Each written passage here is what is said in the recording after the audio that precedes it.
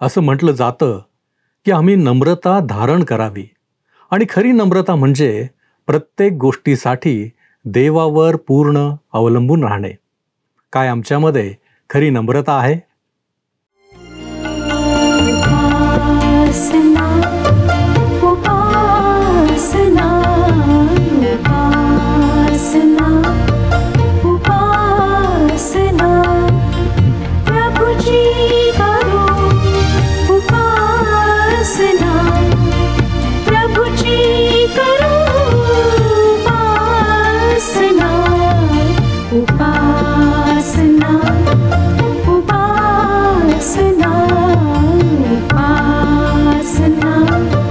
उपासना ख्रिस्तामधील प्रिय बंधू आणि भगिनींनो, उपासना कार्यक्रमामध्ये आपले हार्दिक स्वागत. प्रियांनो, स्तोत्रांमध्ये काही भाग आहेत. आज आपण आरोहण स्तोत्रांच्या अभ्यासाला सुरुवात करणार आहोत. यरुशलेमेच्या दिशेने प्रवास करणारे यहुदी लोक चढण करीत असताना ही स्तोत्रे गात असत. या स्तोत्रांचे महत्त्व, त्यात करण्यात आलेल्या प्रार्थना, विनंत्या आणि परमेश्वरावर व्यक्त केलेला भाव, या सर्व गोष्टी आपण आजच्या अध्ययनात पाहणार आहोत. तर मग चला प्रियांनो, आपण आपल्या अध्ययनाची सुरुवात करूया. श्रोत्यांनो, मी मागच्या कार्यक्रमामध्ये आपणाला सांगितले की 120 पासून 134 स्तोत्र आरोहणाची स्तोत्रे आहेत. लूक या पवित्र शास्त्राच्या एका लेखकाने या यरुशलेमेच्या प्रवासाचे वर्णन आपल्या शुभवर्तमानात केले आहे. प्रभू येशू ख्रिस्त जेव्हा 12 वर्षाचे होते तेव्हा त्यांचे आईवडील एका सणाकरिता यरुशलेमाला गेले. त्याचे ते वर्णन आहे. संपूर्ण देशातून यहुदी लोक 3 वेळा हे सण साजरे करायला येत असत व त्यांच्या प्रवासाचे टप्पे ठरलेले असत. यावरून या सर्व यात्रेकरूंचा यरुशलेमेच्या दिशेचा प्रवास आपण नजरेसमोर आणू शकतो. या संदर्भात स्तोत्रसंहिता 122 3 आणि 4 वचने आम्हाला सांगतात, हे यरुशलेमा, मजबूत रचलेल्या शहरासारखे तू बांधिलेले आहेस. तुझ्याकडे वंश, परमेश्वराचे वंश, परमेश्वराच्या नामाचे उपकार स्मरण करावयास चढून जातात. हीच इस्रायलाची साक्ष होय. यहुदी लोक जेव्हा यरुशलेमेला देवाला धन्यवाद देण्यासाठी, त्याची उपासना करण्यासाठी, त्याला अर्पणे वाहण्यासाठी वर्षातून 3 वेळेला म्हणजे वल्हांडणाचा सण, 50व्या दिवसाचा सण व मंडपाचा सण या सणांच्या वेळेस जात, तेव्हा ही स्तोत्रे गात असत. या 15 स्तोत्रांमध्ये आत्मिक अर्थ आहे. आम्ही देवाकडे अपराधी म्हणून येतो. त्याच्यापासून वेगळे झालेले, तुटून पडलेले, दूर गेलेले असे त्याच्याकडे येतो. मुक्तीसाठी, तारणासाठी आम्ही त्याच्याकडे येतो आणि तारण प्राप्त केल्यानंतर शुद्धीकरणासाठी किंवा पवित्रीकरणाकरिता आम्ही त्याच्या अधिक सन्निध येतो आणि येशू ख्रिस्ताच्या कृपेत व ज्ञानात वाढतो. हा अवरोह किंवा वरच्या दिशेने केलेला प्रवासच आहे आणि अशा आत्मिक प्रवासाची आम्हाला गरज आहे, कारण तो थांबला, तो संपला, हा जीवनाचा एक नियम आहे. आता या यरुशलेमेच्या प्रवासाची सुरुवात आपण स्तोत्रसंहिता 120 पासून करूया. या यात्रेकरूकडे पाहून आपण त्याच्या वस्तीचे ठिकाण शोधूया. 120 स्तोत्र 7 ही वचने आपण आता वाचणार आहोत. तो म्हणतो, मी संकटात असता परमेश्वराचा धावा केला आणि त्याने माझे ऐकले. हे परमेश्वरा, लबाडी करणाऱ्या ओठापासून व कपटी जिभेपासून माझा जीव सोडीव. हे कपटी जिभे, तुला काय दिले जाईल? तुला आणखी काय मिळणार? वीरांचे तीक्ष्ण बाण आणि रतम लाकडाचे निखारे. हाय हाय, मी मेशेखात मुक्काम करीतो, केदाराच्या डेऱ्याजवळ राहतो. शांततेचा द्वेष करणाऱ्यांजवळ माझा जीव बराच काळ राहिला आहे. मी शांतता प्रिय आहे, तरी मी बोलतो तेव्हा ते लढाईस प्रवृत्त होतात. हे स्तोत्र आजच्या दिवसाशी संबंधित आहे, विशेष रीतीने इस्रायलाशी संबंधित आहे. या स्तोत्रातला प्रवासी केदारात मेशेक या ठिकाणी राहणार आहे. मेशेक हा याफेताचा एक पुत्र होता. उत्पत्तीच्या 10व्या अध्यायातील 2 वचन आम्हाला सांगते, याफेताचे पुत्र गोमर, मागोग, मादै, यावान, तुबाल, मेशेक व तिरास. याफेताच्या या पुत्रापासून विदेशी म्हणजे यहुदीतर लोक आले आणि आज यहुदी लोक सर्व जगभर विदेशी लोकांमध्ये पसरलेले आहेत. ते मेशेक या ठिकाणी राहतात. केदार हा इश्माईलाचा पुत्र होता. यातून तुमच्या लक्षात आलेच असेल की हा प्रवासी अरबी लोकांमध्ये राहत होता. हे आजच्या दिवसाशी संबंधित आहे, हे यातून स्पष्ट होते. आता दुसऱ्या वचनात स्तोत्रकर्ता काय म्हणतो ते ऐका. हे परमेश्वरा, माझा जीव असत्य वाणीपासून, कपटी जिभेपासून मुक्त कर. हा यात्रेकरू चांगल्या लोकांच्या, सत्यप्रिय लोकांच्या वस्तीत राहणारा होता असे नाही वाटत. ते कपटी लोक होते. या मेशेकमध्ये काही काळासाठी वास्तव्य करणाऱ्या या यात्रेकरूविषयी लबाडीने व दुष्टपणाने बोलल्या जात होते.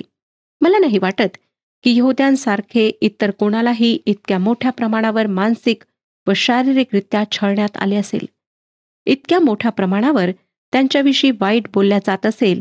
शतकानुशतके शेमाच्या या वंशजांविरुद्ध सर्व जगभर चळवळ करण्यात आलेली आहे. परंतु त्या सर्वातून यहुदी लोक, नोहाचा पुत्र शेम याचे वंशज टिकून राहिले. विदेशांमध्ये आणि संपूर्ण जगामध्ये यहुदी नेहमीच अल्पसंख्याक म्हणून राहिले. ते तणाव, कुजबूज, समस्या, कलह, ओझी यांच्यामध्ये जगले आणि हीच गोष्ट विश्वासणाऱ्यांच्या बाबतीतही लागू पडते. हा यात्रेकरू फक्त कपटी जिव्हा असलेल्या लोकांमध्ये राहिला नाही, तर तो हिंसेची आवड असणाऱ्यांमध्ये राहिला. तो म्हणतो, शांतीचा द्वेष करणाऱ्याजवळ माझ्या जीवाचे राहणे बहुत काळ झाले. ही गोष्ट आजच्याही जगाला लागू पडते. आज आमच्या भोवती हिंसेचे उपासक आहेत, परंतु हा यात्रेकरू त्याच्या या सर्व समस्या आपल्या घरी म्हणजे केदार व मेशेकमध्येच ठेवून जातो आणि तो देवाची उपासना करण्याकरिता एरुशलेमेत जातो. एरुशलेम म्हणजे शांतीचे शहर. आज ते शांतीचे शहर नाही, परंतु ते फार पूर्वी शांतीचे शहर होते व भविष्य काळातही ते शांतीचे शहर होणार आहे. आमच्या सर्व कटकटी, कलह आणि कपटी लोकांच्या जगातून जो शांतीचा राजकुमार प्रभू येशू ख्रिस्त याच्याकडे आम्हाला जाण्याची जी मोकळीक आहे, जो मार्ग आहे, त्याबद्दल आम्ही देवाला धन्यवाद द्यायला हवा. आता आपण स्तोत्रसंहिता 121चा अभ्यास करूया. या स्तोत्रामध्ये आपल्याला दिसते की एरुशलेमेला निघालेल्या यात्रेकरूच्या दृष्टीपथात आता यहुदाची पर्वतराशी आलेली आहे. तो कपटी जिभेच्या लोकांमधून निघून देवाची उपासना करायला एरुशलेमेस निघाला आहे आणि त्याला फार दुरून यहुदाचे पर्वत दिसत आहेत. या पार्श्वभूमीवर स्तोत्रकर्ता पहिल्या वचनात काय म्हणतो ते पहा. 121 स्तोत्र, पहिले वचन. मी आपली दृष्टी पर्वताकडे लावितो, मला सहाय्य कोठून येईल. या ठिकाणी हा स्तोत्रकर्ता प्रश्न विचारतो खरा, पण तो प्रश्न नसून एक विधान आहे. तो पर्वताकडे मदतीकरिता पाहत नाही, तर तो देवाकडे मदतीकरिता पाहत आहे.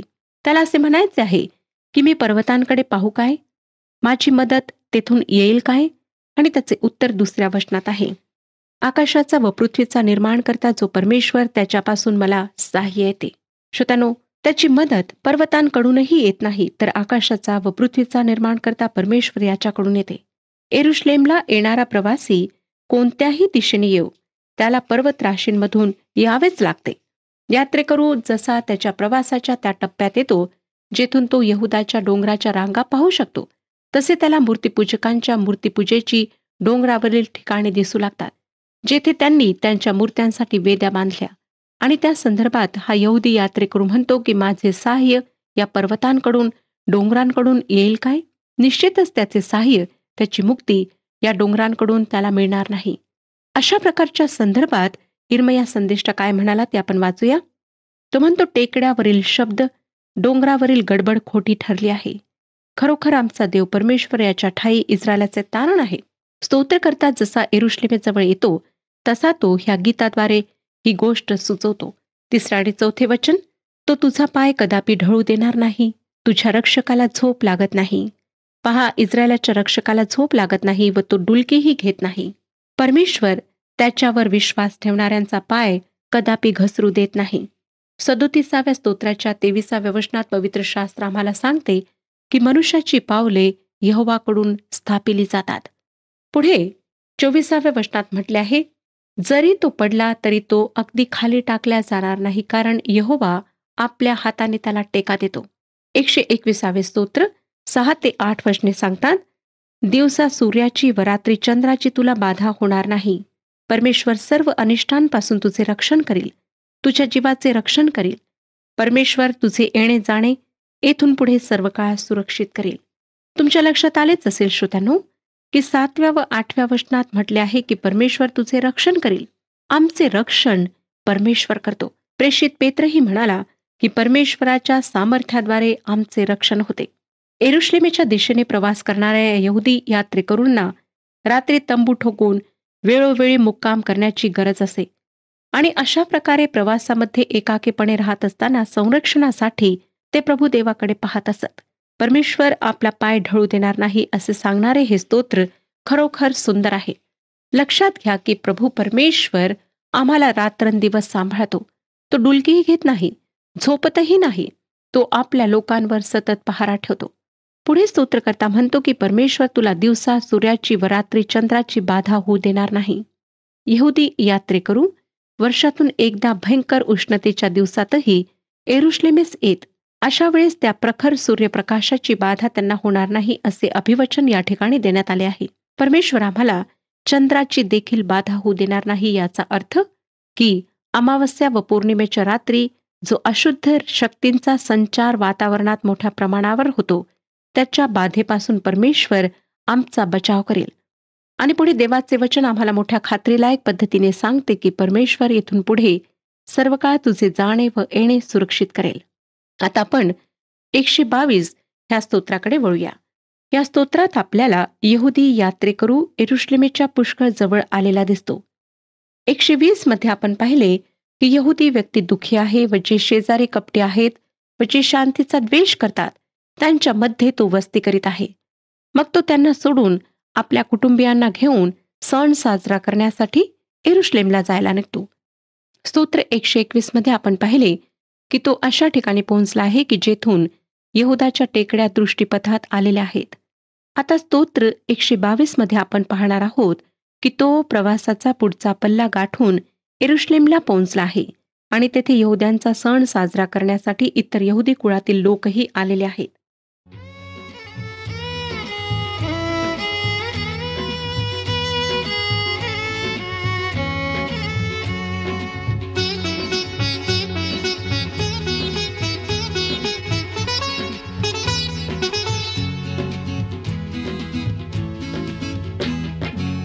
परमेशाला स्तवा, परमेशाला स्तवा, निरंतर परमेशाला स्तवा, परमेशाला स्तवा, परमेशाला स्तवा.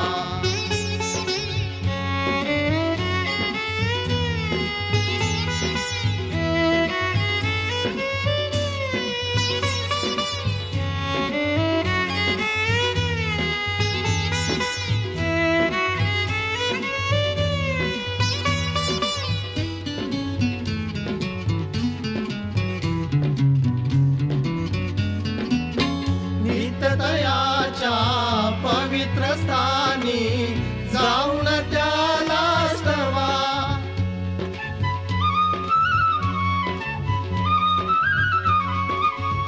सामर्थ्याचा प्रसरतयाचा आणून ध्यानी स्तवा. वर्णात्याचे प्रताप महते, वर्णात्याचे प्रताप महते. गाऊन त्याला स्तवा, गाऊन त्याला स्तवा. कर्णावीणा सतार घेऊन, कर्णावीणा सतार घेऊन जगदीशाला स्तवा, जगदीशाला स्तवा. परमेशाला स्तवा, परमेशाला स्तवा, निरंतर परमेशाला स्तवा, परमेशाला स्तवा. 122 स्तोत्र 1-4 वचने. आपण परमेश्वराच्या घराकडे जाऊ असे ते मला म्हणाले, तेव्हा मला आनंद झाला. हे येरुशलेमे, तुझ्या वेशींना आमचे पाय लागले आहेत. हे येरुशलेमे, एकत्र जोडलेल्या नगरीसारखी तू बांधलेली आहेस. इस्रायलास लावून दिलेल्या निर्बंधाप्रमाणे तुझ्याकडे वंश, परमेश्वराचे वंश, परमेश्वराच्या नावाचे उपकार स्मरण करण्यासाठी चढून येतात. खूप लांबचा प्रवास करून थकून गेलेले हे यहुदी यात्रेकरू एकदाचे आता त्यांच्या प्रिय येरुशलेमेच्या वेशीमध्ये पोहोचलेले आहेत. आपले डोळे वर करून ते पाहतात तर मंदिराचा सोनेरी कळस त्यांच्या दृष्टीस पडतो आणि एक आनंदाची लहर त्यांच्यामध्ये उसळते. ते सहजतेने उद्गारतात, चला आपण परमेश्वराच्या मंदिराला जाऊ. हे सुंदर स्तोत्र पुढील काळ विदित करणारे आहे. ते ख्रिस्त राज्यातील एका घटनेविषयी भविष्य करणारे आहे. त्यावेळेस इस्रायलाची सर्व कुळे यरुश्लेमेस येतील व उपासनेसाठी एकत्रित होतील. यहुदी लोक पुष्कळ काळापासून त्यांच्या शहराबाहेर राहत आहेत. ते शहर पूर्णपणे अजूनही त्यांच्या ताब्यात नाही. जेथे ओमारची मस्जिद आहे तेथे मंदिराचे पूर्वीचे स्थान आहे आणि ती मस्जिद त्या ठिकाणी असल्यामुळे ते मंदिर तेथे बांधू शकत नाहीत. त्यांच्या पुष्कळशा पवित्र स्थळांमध्ये विदेशी लोकांची वस्ती आहे. या संदर्भात होशे या संदेशाने आपल्या पुस्तकात काय म्हटले ते आपण वाचूया. होशेचे पुस्तक 3 अध्याय 4 आणि 5 वचने. कारण पुष्कळ दिवसपर्यंत इस्रायल लोक राजा, सरदार, यज्ञ, पूजास्तंभ, एफोद व तेराफिम या वाचून बसून राहतील. नंतर इस्रायल लोक परततील आणि आपला देव परमेश्वर व आपला राजा दावीद याला शरण येतील. ते कालांती भीतीने कंपित होऊन परमेश्वराचा व त्याच्या चांगुलपणाचा आश्रय करीतील. हे सर्व ख्रिस्त राज्यामध्ये होणार आहे. त्या राज्यात तुम्ही व मी असावे अशी देवाची इच्छा आहे. मनुष्यत्यानो, आम्ही या जगात असताना त्याच्या आज्ञेत राहणे ही त्याकरिता अट आहे. या प्रवासाच्या टप्प्यामध्ये दुरून यरुश्लेमला येणाऱ्या यात्रेकरूला आता मंदिर दिसते, सियोन पर्वत दिसतो आणि शेवटी तो यरुश्लेमेच्या सुरक्षित परिसरात येतो. स्तोत्र 123 आशेचा किरण म्हटले आहे, कारण या प्रवासाच्या टप्प्यात यात्रेकरूच्या दृष्टिक्षेपात आता मंदिर येते आणि ही इस्रायलाची संताने परमेश्वराकडे आशेने पाहतात, कारण त्यांच्यासाठी देवाशी संपर्क साधण्याचे हे मंदिर एक माध्यम होते. 123व्या स्तोत्राचे पहिले वचन वाचूया. हे स्वर्गात राजसनारूढ असणाऱ्या मी आपले डोळे तुझ्याकडे वर लावितो. श्रोत्यांनो, स्तोत्रकर्ता ही गोष्ट स्पष्ट करीत आहे की परमेश्वर मंदिरामध्ये राहणार नाही. तो यरुश्लेमेच्या कोनाड्यात राहणारा देव नाही. जे यहुद्यांचे निंदक समजत की यहोवा देव हा यरुश्लेमेच्या छोट्याशा मंदिरात राहतो, तो त्यांचा समज अत्यंत चुकीचा आहे हे स्थापित करावयाचे आहे. इस्रायली लोक या गोष्टींवर विश्वास ठेवत नाही हे या स्तोत्रकर्त्याने या वचनाद्वारे स्पष्ट केले आहे. तो म्हणतो, हे स्वर्गात सिंहासनारूढ असणाऱ्या. हा यात्रेकरू मंदिराच्या जवळ येतो, परंतु त्यामुळे त्याची नजर मंदिराकडे न लागता जो स्वर्गात सिंहासनारूढ आहे त्याच्याकडे वळते.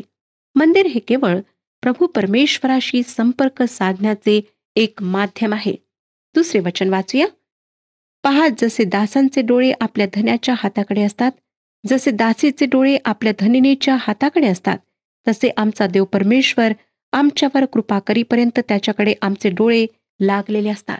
श्रोत्यानो, मला नाही वाटत की या वचनाच्या स्पष्टीकरणाची आपणाला गरज आहे. देवाच्या कृपेकरिता आम्ही सर्वजण त्याच्याकडे नजर लावून बसतो. होय ना श्रोत्यानो? आता 3रं वचन पहा काय सांगतं. 123 स्तोत्र 3रं वचन. हे परमेश्वरा, आमच्यावर कृपा कर, आमच्यावर कृपा कर, कारण आमची पुरी नालस्ती होत आहे. इस्रायली लोक विदेशांमध्ये राहत असताना त्यांचा फार द्वेष केला जात असे. आता ते सणाच्या निमित्ताने यरुश्लेमला परतले आहेत व ते देवाजवळ दयेची मागणी करीत आहेत. आपण पापी आहोत व आपल्याला देवाच्या दयेची गरज आहे याची त्यांना जाणीव आहे. ते यरुश्लेमेस शाबासकी मिळवायला आलेले नाहीत. 4थे वचन. सुखवस्तू लोकांनी केलेला उपहास आणि गर्विष्ठांनी केलेली नालस्ती ह्यांनी आमच्या जीवाला पुरेपुरे करून टाकले आहे. यहुदी लोक त्यांच्या सर्व अपेक्षा असलेल्या यरुश्लेममध्ये आलेले आहेत, कारण यरुश्लेमेत त्यांच्या आशेचा किरण आहे. जो स्वर्गात सिंहासनारूढ आहे त्याकडे ते पाहत आहेत. आता आपण 124व्या स्तोत्राकडे वळूया. हे स्तोत्र एक इतिहासाची उजळणी करणारे स्तोत्र आहे. 123 स्तोत्र जर भविष्याकडे पाहणारे आहे, तर 124 स्तोत्र भूतकाळात डोकावणारे आहे. परमेश्वराने इस्रायलांना भूतकाळामध्ये कशी दया दाखवली ह्याची आठवण करून देणारे हे स्तोत्र आहे. 124 स्तोत्र 1 पासून 3 वचने आपण वाचूया. आता इस्रायलाने म्हणावे की जर परमेश्वर आमच्या पक्षाचा नसता, लोक आमच्यावर उठले तेव्हा जर परमेश्वर आमच्या पक्षाचा नसता, तर त्यांचा क्रोध आमच्यावर भडकला त्यावेळी त्यांनी आम्हाला जिवंत गिळून टाकले असते. यहुदी लोक भूतकाळात मागे वळून पाहत आहेत आणि परमेश्वराच्या त्यांच्या जीवनातल्या समक्षतेची जाणीव पुन्हा जागृत करीत आहेत. परमेश्वराच्या कृपेनेच यरूशलेमला जाणे त्यांच्याकरिता शक्य झालेले होते आणि म्हणून ते त्याबद्दल परमेश्वराचा धन्यवाद करीत आहेत. 4थ्या वचनात तो म्हणतो, जलांनी आम्हाला बुडविले असते, त्यांचा लोंढा आमच्या गळ्याशी आला असता. त्यांना आठवतं की जर परमेश्वराची कृपा त्यांच्यावर नसती तर ते जलामध्ये, परिस्थितीच्या जलामध्ये केव्हाच बुडून नष्ट झाले असते. परंतु त्यांचा पवित्र त्राता, इस्रायलाचा पवित्र प्रभू त्यांच्या पक्षाचा असल्यामुळे, तो त्यांचा सहाय्यकर्ता असल्यामुळे त्यांना त्याने आतापर्यंत सुरक्षितपणे आणले आहे. 6वं वचन, परमेश्वराचा धन्यवाद हो, त्याने आम्हाला त्यांच्या दाढात भक्ष म्हणून पडू दिले नाही. श्रोत्यांनो, परमेश्वराने आपल्याला वाचवले आहे याची जाणीव त्यांना आहे, म्हणूनच ते सहाय्याबद्दल, सुटकेबद्दल परमेश्वराचे उपकार मानित आहेत.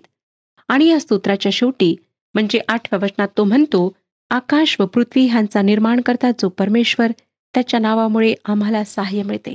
हे यहुदी लोक ज्याने आकाश व पृथ्वी यांची निर्मिती केली त्याची आराधना करतात, त्याचे स्तुतिस्तवन करतात. आम्ही आमच्या गतजीवनाकडे पाहून परमेश्वराने आम्हाला आमच्या संकटांमधून कसे सोडविले, त्याने आमचे सहाय्य कसे केले याचा परामर्श घेणे, उजळणे करणे, आठवण करणे आणि प्रभू परमेश्वराला त्याबद्दल धन्यवाद देणे आनंददायक आहे आणि ते आवश्यकही आहे. स्तोत्र 125 मध्ये आपल्याला दिसते की यात्रेकरूला आता सियोन पर्वत दिसू लागलेला आहे आणि म्हणून भवितव्याविषयी त्याला आता उत्तेजित वाटू लागले आहे. आम्ही देखील या स्तोत्रकर्त्याच्या आनंदात सामील होऊ शकतो, पुढील गोष्टींविषयी आशा धरू शकतो, कारण देवाचे वचन फिलिप्पियरास पत्र 1 अध्याय 6व्या वचनात सांगते, ज्याने तुम्हामध्ये चांगले काम आरंभिले तो ते येशू ख्रिस्ताच्या दिवसापर्यंत सिद्धीस नेईल, हा मला भरोसा आहे. 125व्या स्तोत्राला सुरक्षिततेचे स्तोत्र म्हणण्यात आले आहे आणि इस्रायलाच्या पुनःस्थापनेविषयी हे स्तोत्र भविष्य विदित करते. 125वे स्तोत्र 1 वचन, ज्यांचा भाव परमेश्वरावर आहे ते निश्चल व सर्व काळ टिकणाऱ्या सियोन डोंगरासारखे आहेत. म्हणजे परमेश्वरावर श्रद्धा ठेवणारे लोक या जीवनातल्या सर्व वादळांमध्ये टिकून तर राहतातच, परंतु मृत्यू देखील त्यांना समूळ उपटून टाकू शकत नाही. हे अभिवचन आज तुमच्या आणि माझ्याकरिता आहे, जे आम्ही ख्रिस्ताच्या वधस्तंभावरील मृत्यूवर आणि त्याच्या पुनरुत्थानावर विश्वास ठेवतो, त्या आम्हाला त्याने या जगातल्या समस्यांना सामोरे जाण्याकरिता त्याचा पवित्र आत्मा दिलेला आहे व पापांपासून, मृत्यूपासून व सैतानापासून त्याने आम्हाला सुटका दिलेली आहे. आम्हाला कोणतेही संकट ख्रिस्ताच्या प्रीतीपासून दूर करू शकणार नाही, विभक्त करू शकणार नाही. 2रं वचन मी आपणाकरिता वाचत आहे. स्तोत्रकर्ता म्हणतो, यरूशलेमेच्या सभोवती डोंगर आहेत, तसा परमेश्वर आतापासून सर्व काळ आपल्या लोकांसभोवती आहे. जे यहोवा देवावर भरोसा ठेवतात ते सियोन पर्वताप्रमाणे निश्चल, कधी न ढळणारे असतात व त्यांच्या सभोवती परमेश्वराचे भक्कम रक्षण असते. आम्हा ख्रिस्ती विश्वासणाऱ्यांसाठी हेच अभिवचन आहे. जे आम्ही ख्रिस्तात मुळावलेले आहोत त्या आमच्या भोवती परमेश्वराने अग्नीचे कुंपण घातलेले आहे. परमेश्वराने आपल्या कृपेच्या वेष्टनात आम्हाला सुरक्षित ठेवलेले आहे. आता 126वे स्तोत्र पहा. 1 वचन सांगतं, सियोनेतून धरून नेलेल्या लोकांना जेव्हा परमेश्वराने परत आणले तेव्हा आम्ही स्वप्नात आहो असे आम्हाला वाटले. यरूशलेमेला आपण परत येऊ असे या यहुद्यांना वाटेनासे झाले होते आणि जेव्हा अचानक यरूशलेमेस येण्याचा मार्ग मोकळा झाला तेव्हा ती घटना त्यांना स्वप्नवत वाटली. त्यावर ते विश्वास ठेवू शकले नाहीत. 2ऱ्या आणि 3ऱ्या वचनात स्तोत्रकर्ता काय म्हणतो पहा. तेव्हा आमचे मुख हास्याने व आमची जीभ जयघोषाने भरली. त्या समयी अन्य राष्ट्रातील लोक म्हणू लागले की परमेश्वराने ह्यांच्यासाठी महत्कृत्य केली आहेत. परमेश्वराने आमच्यासाठी महत्कृत्य केली आहेत, त्यामुळे आम्हाला आनंद झाला आहे. अत्यंत मानहानी, छळ, एकाकीपणा व परकेपणा अनुभवणाऱ्या, बंदिवासात राहणाऱ्या या यहुद्यांसाठी हा सुटकेचा आनंद किती मोठा असेल याची आम्ही कल्पना करू शकतो. परमेश्वराने त्यांना स्वतंत्र लोक बनवले याचा मोठा आनंद त्यांना प्राप्त झाला आहे. 4 ते 6 वचनात तो म्हणतो, हे परमेश्वरा, नेगेब येथील ओढ्यांप्रमाणे आम्हाला बंदिवासातून परत आण. जे अश्रुपूर्ण नेत्रांनी पेरणी करीतात ते हर्षाने कापणी करीतील. जो पेरणीसाठी बी घेऊन रडत बाहेर पडतो तो खात्रीने आनंद करीत आपल्या पेंढ्या घेऊन येईल. एका भाष्यकाराने या स्तोत्राचा अर्थ स्पष्ट करताना प्रभू येशू ख्रिस्ताची आठवण केली आहे. तो या पृथ्वीवर मोठ्या नम्रतेने दास म्हणून आला. त्याने आपले बीज अश्रुपूर्ण नेत्रांनी पेरले. त्याच्या गुप्त प्रार्थनांमध्ये त्याने अश्रू ढाले जे फक्त पित्याला ठाऊक होते व त्याच्या पुनरुत्थानानंतर त्याचे गौरव करण्यात आले.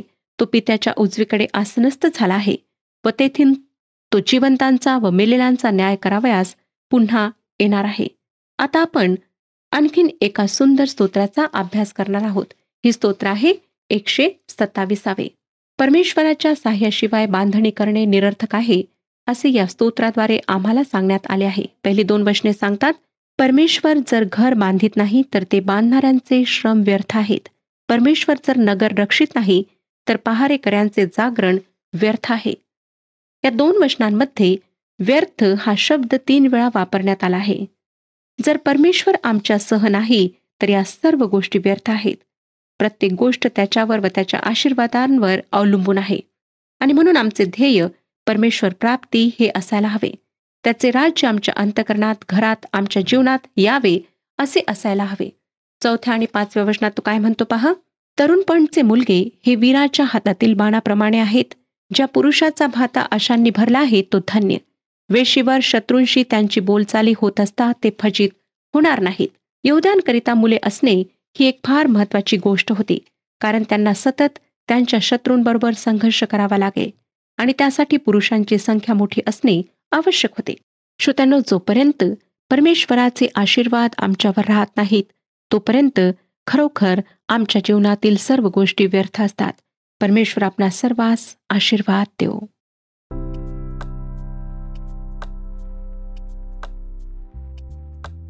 मागील कार्यक्रमातील प्रश्नाचे उत्तर आहे ए.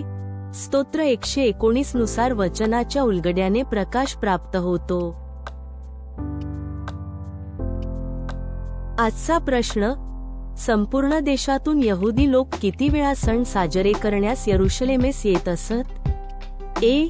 2, बी. 3, सी. 4, डी. 5.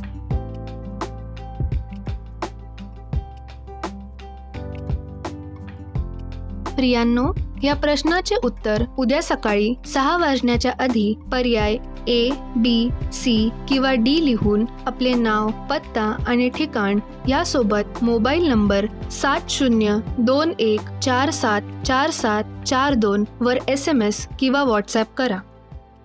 प्रियांनो, मनुष्य या नात्याने देवावरील आमचा भरोसा आम्ही सातत्याने प्रकट करणे आवश्यक आहे. आमच्या जीवनात कितीतरी असे प्रसंग असतात. आम्ही देवाची स्तुती करू शकतो, त्याला विनंती करू शकतो, परंतु तसे मात्र होत नाही.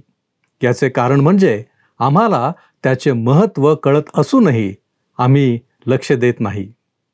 या स्तोत्रांद्वारे आम्ही शिकलो आहोत की खरी सुरक्षा आणि यश केवळ मानवी प्रयत्नांनी नव्हे तर देवाच्या मार्गदर्शनाने आणि संरक्षणाने येते. काय या मार्गदर्शनानुसार आचरण करण्यास आपण सिद्ध आहात? आपण प्रार्थना करूया. आमच्यावरती प्रीती करणाऱ्या आमच्या महान प्रेमळ परमेश्वरा, जो तू आमचा संरक्षक आहेस, जो तू आमची काळजी घेणारा आमचा प्रभू आहेस, आम्ही तुझ्या नावाला धन्यवाद देतो. होय प्रभूजी, आत्तापर्यंत आमच्या जीवनामध्ये सर्व प्रकारचं सहाय्य तू आम्हाला केलेलं आहेस आणि आज पुन्हा एक वार तू आम्हाला ह्याची प्रचिती दिलीस, ह्याची आठवण करून दिलीस की तू आमचा संरक्षक आहेस. होय प्रभूजी, आम्ही तुझ्यावरती पूर्णपणे विसंबून राहावं, आमचं जीवन आम्ही तुझ्या पवित्र हातामध्ये सोपवावं म्हणून तू आम्हाला सहाय्य कर, अशी आम्ही तुझ्या चरणापाशी प्रार्थना करतो. आम्हा सर्वांना आशीर्वादित कर. तारणारा प्रभू येशू ख्रिस्त याच्या गोड आणि गौरवी नावात ही प्रार्थना करतो म्हणून तू ऐक. आमेन. तुम्हाला पूर्णता लाभो, समाधान मिळो आणि येशू ख्रिस्ताची कृपा तुम्हा सर्वांबरोबर असो.